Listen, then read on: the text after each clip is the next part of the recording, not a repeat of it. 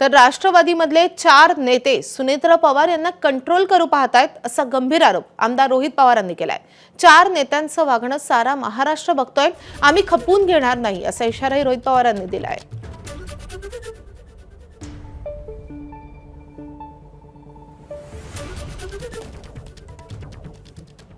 आज राष्ट्रीय अध्यक्ष कोण झाले तर सुनेत्रा काकी झालेले आहेत। त्याच्याबरोबर आज उपमुख्यमंत्री कोण आहेत तर सुनेत्रा काकी आहेत। त्यामुळे तिथं वागत असताना स्टेजवर आणि इतर गोष्टीमध्ये जरा सांभाळून वागा, कारण महाराष्ट्र तिथं बघतोय। अहो काल आम्ही बघत असताना किती वाईट वाटलं, जायला जागा सुद्धा कुठं द्यायची तर ते नेते तिथे ठरवणार।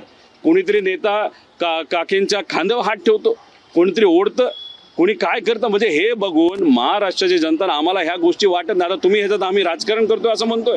आमच्या काकींचा जो आदर आहे, कारण काकी मोठ्या नेत्या आहेत, त्या नक्कीच खूप चांगलं काम अजितदादांचं काम सारखं काम करतील असा आम्हाला विश्वास आहे। पण जरा सांभाळून वागा आणि सांभाळून त्या ठिकाणी बोला, एवढंच या ठिकाणी सांगतो। एबीपी माझा, उघडा डोळे बघा नीट।